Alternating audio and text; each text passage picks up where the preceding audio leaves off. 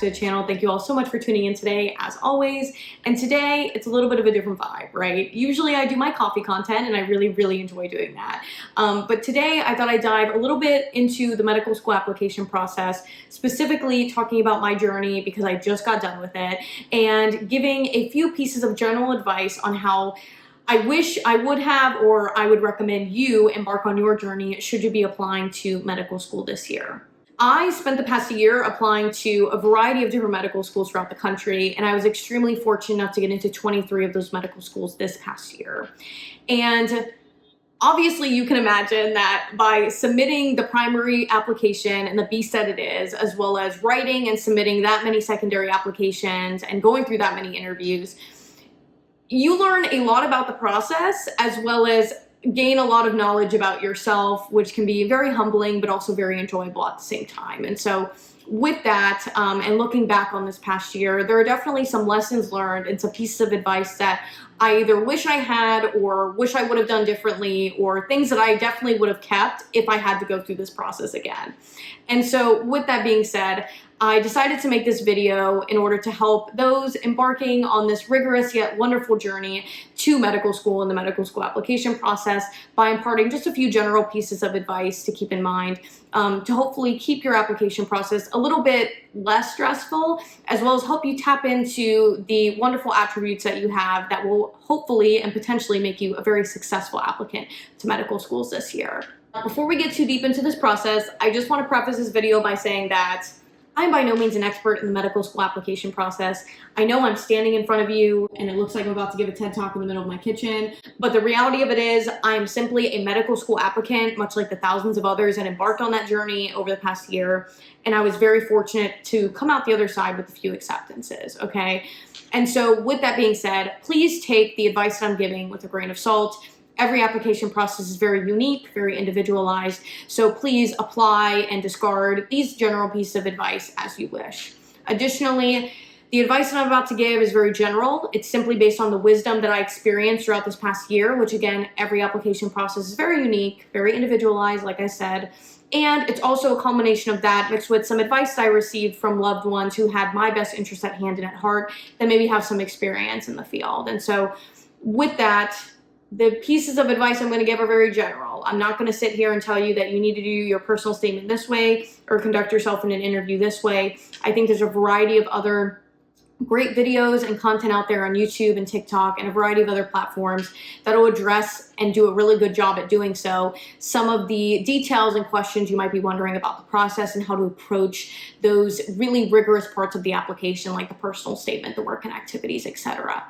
If you do want any one-on-one pieces of advice and some more, content from me, feel free to comment down below some ideas that you would like for videos. And I do have a Google form link in my video description where you can get some one-on-one services from me, like editing personal statements, doing some mock interview practice, etc. Again, not an expert in this process, but I do want to help out as many people as I can, and I'd be honored to help with your journey. So without further ado, I say we get into it, starting with my first piece of advice, which is do not underestimate the power of self-reflection.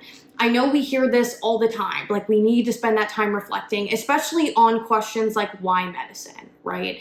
And to me, that seemed like a really daunting task to do because if you're anything like most pre-medical students, you have a variety of different activities and wonderful accomplishments that you've been fortunate enough and honored to have throughout the many years that you've been prepping for this cycle. And so how could you possibly look at all of those and say, this is exactly when I decided that I wanted to be a doctor and this is why I want to go into medicine. And so in order to make it a little bit more digestible and break it up into easier pieces, I actually went about it a different way. So yes, I do think the why medicine question is important. Like you need to be able to eventually articulate that in your personal statement, your work and activities, and in interviews when they ask you that question, of course.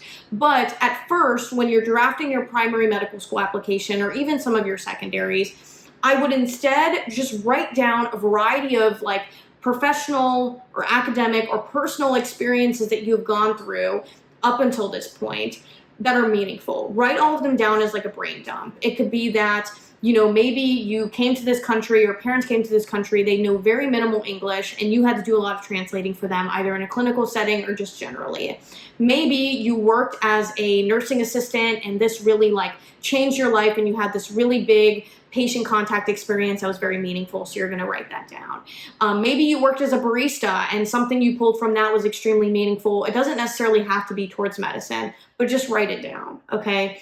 And once you have a brain dump of all of your experiences, I would think about each experience, personal, professional, academic, whatever, in 3 different ways. The first one being, why did you choose to get involved in this experience? I know subconsciously we all think that we have to do certain things in order to get into medical school or to become a successful medical school applicant. And the reality of it is, we all have different interests. Let's say you decided to do a research topic because that topic interests you a little bit more than another research topic that you had the opportunity to pursue. Maybe you decided to do a certain volunteering position because you really wanted to work with a specific set of populations in your area or a specific community. And so really think about the why behind each of those experiences rather than just ticking a box and showing that you tick that box through listing off a bunch of your accomplishments, okay? Alternatively, if you're trying to reflect on some personal experiences rather than just academic or professional that's written down on your sheet of paper, I would instead take a moment to think about some of the systematic level barriers or inequities that perpetuate these personal experiences.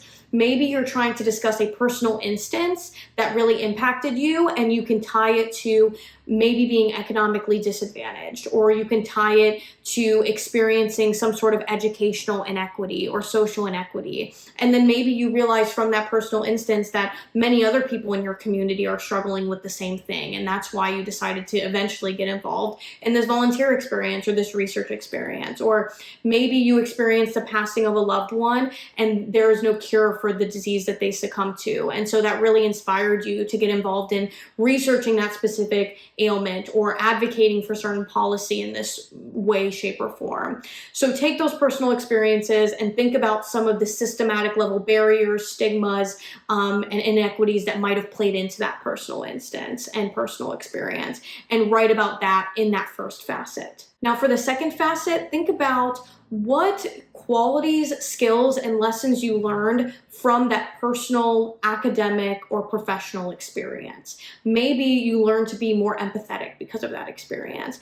Maybe you developed your active listening skills, or maybe you developed other competencies that you want to highlight because these are qualities that you're proud of and want to exhibit in your application. And for the third and last facet, think about how you hope to use those quality skills and lessons that you're so proud of from those experiences into your career as a physician or as a medical student. And this piece of self-reflection advice can also be used in other parts of the application as well. And that's where I'll get into my second piece of advice, which is showing rather than telling throughout the application process.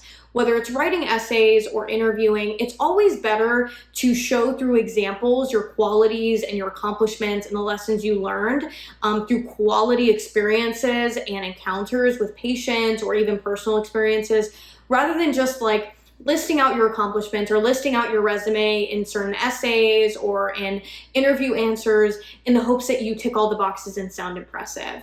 And I know the biggest piece of worry and frustration that I had in following this advice is that what if I left off certain experiences or certain accomplishments that I had, maybe that would lead to me not getting an interview or not getting an acceptance later on down the line. And I'm here to reassure you that even though I worried about that at first, I'm so glad that I took the quality over quantity advice and showing rather than telling advice, because at the end of the day, I was able to use those other experiences that I didn't have on my primary application in my secondary prompts, in my interview answers, and in my update letter, to the point that schools continuously got to know a little bit more about me as the application cycle unfolded. And I was happy with that. I really enjoyed the idea that in every interview, I was bringing up something new that maybe they hadn't heard of about me before, to kind of keep all of the application process interesting. And the third piece of advice I have, and I know you've heard this time and time again, but it's worth reiterating one more time, and that is to please get feedback.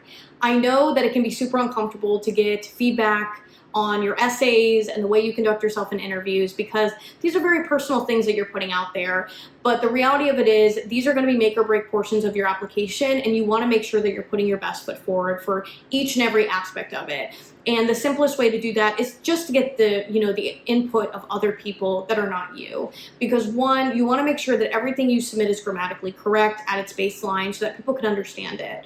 But two, you also want to make sure that you're answering the prompt or question at hand in secondary applications and interviews. Even if you're just bouncing ideas off friends for secondary prompts or ways to answer interview questions, that's honestly better than nothing. Of course, you should get feedback on like the actual way you interview, but I'll even settle for that. As long as you get some feedback on the way that you're answering questions, that works for me. But three, you're your worst enemy in the sense that you know your story the best. And sometimes the way that we communicate our stories and personal examples doesn't always make linear or even general sense to the person on the other end. So we just want to make sure that the way that we're answering questions in the structure, even if the content is good, we want to make sure it's presented in a clear and concise way so that we know it actually answers the question, but also it can be well understood by others.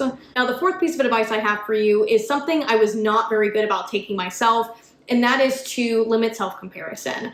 I know that when you're in the throes of it, it can be really hard to stay off those pre-medical forums where you're seeing everybody get interviews, acceptances, rejections, and you're like wondering where yours are, and maybe you're even comparing some of the outcomes you have with your friends, and it puts you in such a negative headspace. And the reality of it is listening to other people or watching strangers on the internet get those rejections, those acceptances, those scholarship offers, those interviews is not going to make yours come any sooner. So just keep that in mind. Everything is going to happen as it should, I promise. And along the same vein, the last piece of advice I have for you all as you embark on your medical school application journey is to please not take yourself or any shortcomings too seriously. I know it's easier said than done, but the reality of it is mistakes are going to happen throughout the medical school application process. You are human, you make mistakes. I know I made mistakes. I retook the MCAT, I fumbled some of my questions, I even submitted secondaries with typos on it. And the reality of it is these same things might happen to you, they might not, but at some point, regardless of our accomplishments, the amount of interviews, the amount of acceptances we've gathered throughout the cycle, we will be humbled at some point by this process because it's rigorous, it's stressful. But I just want to remind you that you can find some comfort in the idea that many people have done this. You will be successful at this, and there's so much space for growth between your shortcomings and your goals. And there's a whole group and community of people like me and like many other people that create content very similarly that want to help you.